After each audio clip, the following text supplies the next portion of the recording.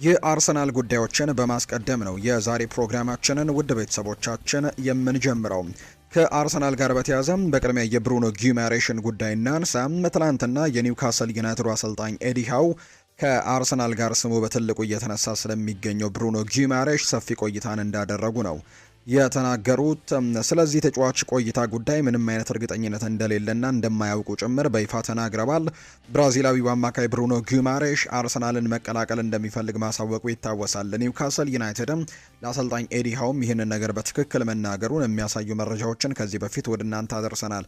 ተጫዋቹ ወደ ሰሜን ለንደኑ ክለብ አርሰናል የመቀላቀል ፍላጎቶች እንዳሉት የተረጋገጠ ጉዳይ ነውና አሰልጣኝ ኤዲ ሃው በበኩላቸው የቡድናቸው አምበል ብሩኖ ጊማሬሽ እንዲቆይ እንደሚፈልጉ ነው የተናገሩት። ቢቆይ ደስ እንደሚላቸው ሀሳባቸውን ሰጥተዋል። እረፍት ላይ የሚገኘው ተጫዋቹ በሚቀጥለው አርብ ወደ ክለቡ ልምምድ ይመለሳል ተብሎ ይጠበቃል። ምክንያቱም ብራዚል ከተሰናበተች በኋላ ከዓለም ዋንጫው የ3 ሳምንታት እረፍት ነበር የተሰጠውና ያንን ነገር አጠናቆ አሁን ወደ ኒውካስል ዩናይትድ የሚመለስበት የመጨረሻው ሳምንት ላይ ይገኛል። የፊታችን አርብም ወደ ክለብ ስብስቡ እንደሚቀላቀል ነው የተነገረው። ምናልባት አርሰናል እስከዛ ድረስ ዝውውሩን ማጠናቀቅ ካልቻለ ማለት ነውና በጊማሬሽ ወደፊት ቆይታ ዙሪያ ምን እንደሚፈጠር እኔ አላውቅም።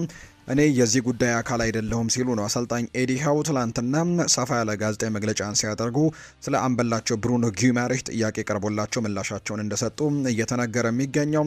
ኒውካስል ዩናይትዶች ግን አሁንም ከአርሰናል የቀረበላቸውን ሁለተኛ ዙር ጥያቄም ውድቅ ማድረጋቸው ይነገራል። ያው በቃል ደረጃ ነው ጥያቄዎች ሲቀርቡ የነበሩት። መጀመሪያ ላይ አርሰናል ከ60 እስከ 65 ሚሊዮን ፓውንድ አካባቢ የሚገመት ጥያቄን አቅርቦ ውድቅ ተደርጎበት እንደነበር ይታወሳል።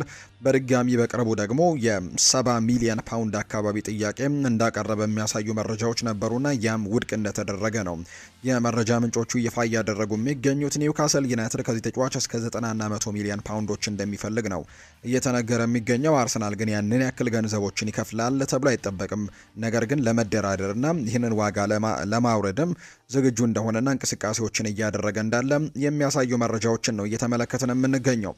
ሌላኛው ትላንትና ወደ ወጣው መረጃ እናምራ። ከቪኒሲዮስ ጁኒየር ጋር በተያያዘ ምናልባት ይሄ መረጃ ከዳቪድ ኦርነስቲን ውጭ ያሉ ሌሎች ምናልባት ዳቪድ ኦርነስቲን እንዲሁ ፋብሪዚዮ ሮማኖ እና ሌሎች ጥቂት የሚባሉ ታማኝ የመረጃ ምንጮች ስለዘገቡት እንጂ በእርግጥ ፋብሪዚዮ ሮማኖ ስለዚህ ዝውውር ያለው ነገር የለም። ነገር ግን ዳቪድ ኦርነስቲን በጣም ታማኝ ከሚባሉ በተለይ በዚህ የዝውውር መስኮት ደግሞ ፈጥኖ የዝውውር ጉዳዮችን በስፋት በመግለጽ እንዲሁ ታማኝ የሚባሉ መረጃዎችን በማውጣት የሚታወቅ አይነት ጋዜጠኛ ነውና እሱ ምናልባት ይህንን ነገር ተናግሮ ባይሆን ኖሮ በርካቶች የማያምኑት አይነት እንቅስቃሴ ነው ይሄኛው እንቅስቃሴ። አንደኛ ተጫዋቹ ቪኒሲዮስ ጁኒየር ሪያል ማድሪድን እንደመውደዱ፣ ከዛ ውጭ ደግሞ ሪያል ማድሪድ ለዚህ ተጫዋች ያለው ክብር እንዲሁ ደግሞ ተጫዋቹ ለሪያል ማድሪድ በጣም ወሳኝ እንደመሆኑ ይሄ ዝውውር ይፈጸማል ብሎ መጠበቅ እጅግ በጣም አስቸጋሪ ሊያደርገው እንደሚችል ምንም ጥያቄ የለውም። ነገር ግን ማሰብ ያለብን አንድ ጉዳይ አለ። አንደኛ ተጫዋቹ ከሪያል ማድሪድ ጋር የመጨረሻ ዓመት የኮንትራት ዓመቱ ላይ ነው የሚገኘው።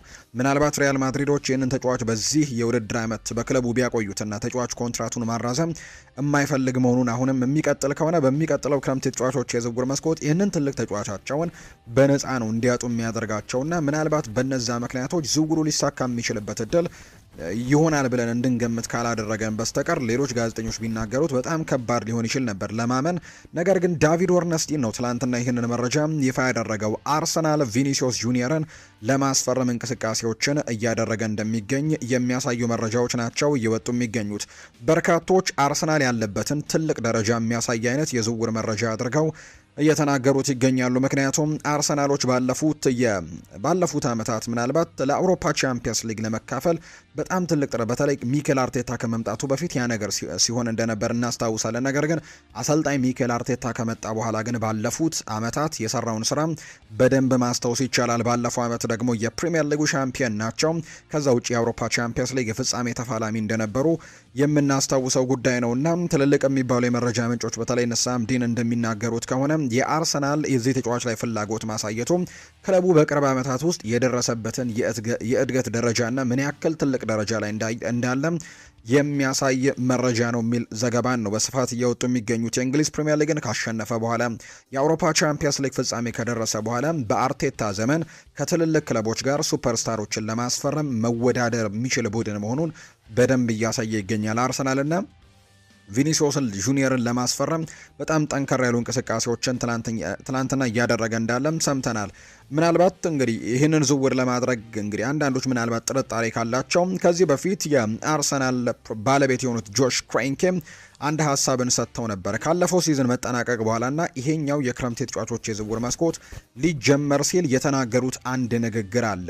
ትኩረታቸው በዋጋ ላይ ሳይሆን በጥራት ላይ ብቻ ነው የምናተኩረው እንጂ ምንም አይነት ዋጋ ብንጠየቅ ችግር የለብንም ጥራት ያለው ተጫዋች መሆኑን ካመንን ሲሉ ተናግረው ነበር። ትክክለኛው ተጫዋችን ለማምጣት 200 ሚሊዮን ፓውንድ የሚያስፈልግ ከሆነና ተጫዋቹ ክለቡን ወደ ዋንጫዎች የሚያሸንፍ አይነት ቡድን ሊረዳው የሚችል አይነት ተጫዋች ከሆነ ክለቡን ከፍ የሚያደርግ ተጫዋች መሆኑን ካመንበት ሁሉንም አማራጮች እንመለከታለን። ስለዚህም የዋጋው ጉዳይ በጭራሽ የሚያሳስበን ነገር አይደለም ሲሉ ጭምር ተናግረው እንደነበር እናስታውሳለን። እና አርሰናሎች እንደዚህ አይነት ዝውውሮችን ለማድረግ አሁን ዝግጁ የሆኑበት ሰዓት ላይ እንደሆነ የሚያሳዩ ነገሮች ያሉና በተለይ የቪኒሲዮስ ጁኒየር ለመልቀቅ መቃረብን ተከትሎ አርሰናል ይህንን ዝውውር ለማድረግ በጣም ትልቅ ጥረቶችን እያደረገ ይገኛል። የሰሜን ለንደኑ ክለብ አርሰናል ቪኒሲዮስ ጁኒየርን ከሪያል ማድሪድ ለማስፈረም ነው እንቅስቃሴ የመጀመሩ የተነገረው።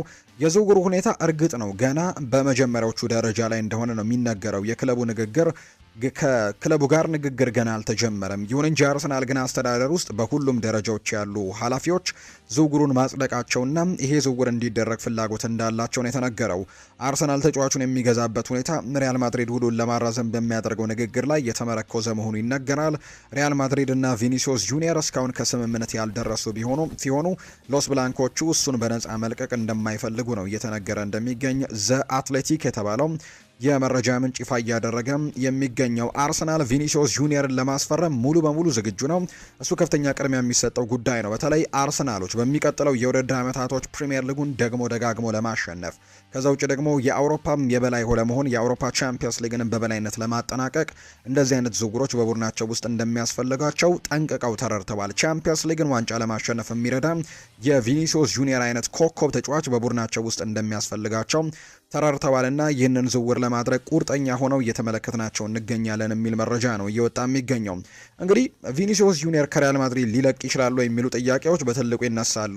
የመልቀቅ ዕድሉ እንደውም ሰፋ ያለ ይመስላል። ምክንያቱም ምንም እንኳን ተጫዋቹ ከሪያል ማድሪድ ጋር በጣም የሚዋደዱ አይነት ቢሆንም ወይም ሪያል ማድሪድን እንደሚወድ ቢነገርም ሪያል ማድሪድ በዚህ ተጫዋች ደግሞ በጣም ስኬት ያስመዘገበባቸው ጊዜያቶች እንደነበሩ እናስታውሳለን። አሁንም በትልቅ ደረጃ መጫወት የሚችል አይነት ተጫዋች ተደርጎ ይቆጠራል። ነገር ግን ለቪኒሲዮስ ጁኒየር አሁን አማራጮች ቀርበውለታል። አንደኛ የቀረበለትን ኮንትራት ማራዘም ነው። እሱ የሚፈልገው አይነት የደሞዝ አቅርቦቶች እንኳን ባይሆኑ ነገር ግን ሪያል ማድሪድ ያቀረበለትን ደሞዝ የማይቀበል ከሆነ ክለቡ እንደሚሸጠው ከዚህ በፊትም ፍሎሬንቲኖ ፔሬዝ ለቪኒሲዮስ ጁኒየር ቃል ገብተውለት እንደነበር ተነግሯል። በዚህ የክረምት ተጫዋቾች የዝውውር መስኮት ወይ ኮንትራቱን ያራዝማል ወይ ደግሞ ክለቡን ለቆ ወጥቶ ወደ ሌሎች ክለቦች የሚሸጥበት የክረምት ተጫዋቾች የዝውውር መስኮት እንደሚሆን እንደተነገረው የሚያሳዩ ነገሮች አሉ። ከዛ ውጭ ግን ሌላኛው መቀበል ያለበት ጉዳይ ምናልባት በሪያል ማድሪድ ደሞዙ ተቀንሶበት ብቻ ሳይሆን ያው ከዚህ በፊት ከነበረው ደሞዝ የተቀነሰ ደሞዝ አይደለም የሚቀበለው፣ ነገር ግን እሱ ከሚፈልገው ደሞዝ ያነሰ ነው የሚቀርብለት። ከባለፈው ደሞዙ ግን የተጨመረ ነው የሚቀርብለት። ነገር ግን እሱ የሚፈልገው አይነት የደሞዝ ደረጃ ላይ ግን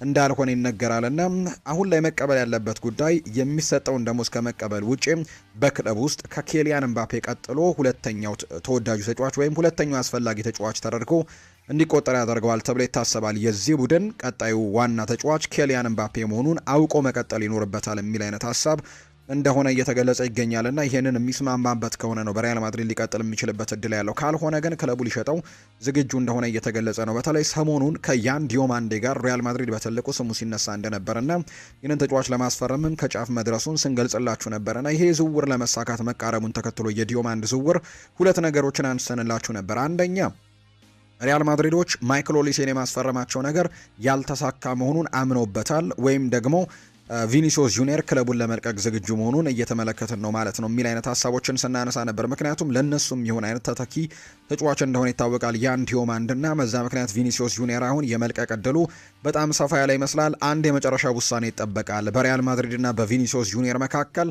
ስለ ውል ማደሱ ለመወያየት ነገ ሰኞ ቀጠሮ ተይዞለታል ወይም ስብሰባ አለ። ያ ስብሰባ ሁሉን ነገር ይወስናል ተብሎ ይጠበቃል። አርሰናልም ምን እንደሚፈጠር እየጠበቀ እንደሚገኝ ነው ዲያሪዮ አስ የተባለው የመረጃ ምንጭ ይፋ እያደረገ የሚገኘውና ይሄ እንግዲህ በትልቁ አርሰናሎች እንቅስቃሴ እያደረጉበት የሚገኝ ጉዳይ ነው። እንግዲህ በስፔን ጋዜጠኛ ትናንትና ሪያል ማድሪድ እንግዲህ ተዘጋጁ እያለ እንደነበርም ጭምር እየተነገረ ነበር። ስፔናዊ በጣም ለሪያል ማድሪድ ቅርብ የሆነ የመረጃ ምንጭ፣ በጣም ትልቅ ፎሎወር ያለው የመረጃ ምንጭ እንደሚናገረው ከሆነ በተለይ በሶሻል ሚዲያ በኤክስ የምንለው አካውንት ላይ ፔፔ አልቫሬዝ ይባላል ይህ ሰው በሪያል ማድሪድ ውስጥ አንድ በጣም አስደንጋጭ ዝውውር ወይም አስደንጋጭ ሽያጭ ሊደረግ ዝግጁ መሆኑን ማወቅ አለባችሁ የሚል አይነት ሀሳብን ጭምር አጋርቶ ነበርና ምናልባት የቪኒሲዮስ ጁኒየር ሽያጭ ሊሆን ይችላል የሚል ግምቶችን በትልቁ እያነሳ ይገኛል። አርሰናል ግን ለቪኒሲዮስ ጁኒየር የሚያቀርበው ኮንትራት በሳምንት እስከ 500,000 ሳምንታዊ ደሞዞችን ሊያቀርብለት እንደሚችል ጭምር እየተነገረ ነው። ይሄ ምናልባት በክለብ ውስጥ ያለውን የደሞዝ አወቃቀርን አያበላሽበትም ወይ የሚሉ ጥያቄዎች በትልቁ ቢነሱም፣ ነገር ግን የአርሰናል ትልልቅ ማኔጀሮች ግን ወይም የአርሰናል ትልልቆቹ የበላይ አመራሮች ግን ይሄ ዝውውር እንዲደረግ የሚያጸድቁበት ምክንያት ግን ምናልባት እነዚህ ነገሮችንም መቆጣጠር የሚችሉበትን መንገድ ለማግኘት እንቅስቃሴዎችን እያደረጉ መሆኑን ስላወቁ ነው፣ ወይም ደግሞ ይህንን ነገር ለማድረግ ዝግጁ መሆናቸውን ከተመለከቱ በኋላ ነው። በአጠቃላይ ከቪኒሲዮስ ጁኒየር ጋር በተያያዘ እነዚህ ጉዳዮች ናቸው እየተነሱ የሚገኙት። እናንተስ የአርሰናል ደጋፊዎች ከቪኒሲዮስ ጁኒየር ጋር በተያያዘ ምን ይሰማችኋል? ሀሳቦቻቸውን ኮሜንት ቦክስ ላይ ልታጋሩ እንችላላቸው። ከአርሰናል ጋር የመጨረሻው የምናደርገው መረጃ ትናንትና የወዳጅነት ጨዋታን አድርገዋል። 3-0 በሆነ ውጤት ነው ማሸነፍ የቻሉት። በዝግ ስቴዲየም የተደረገ ጨዋታ እንደሆነ ይፋ ተደርጓል። እንደ መረጃ ምንጮቹ ዘገባ ከሆነ በትላንትናው የአርሰናል ጨዋታ ላይ አዲሱ ፈራሚ ክሪስቶስ ዞሊስ በጣም ቆንጆ የሚባል እንቅስቃሴን እንዳደረገ ነው የአርሰናል የመረጃ ምንጮች ይፋ ያደረጉት። ከትላንትናው ጨዋታ በኋላ ከሪካርዶ ካላፊዮሪ ጋር የነበረው መናበብ አንድ ክንፍ ላይ እንደሚጫወቱ ይታወቃል። በጣም ጥሩ የሚባል መናበብ ነበራቸው ከፉል ባኩ ጋር።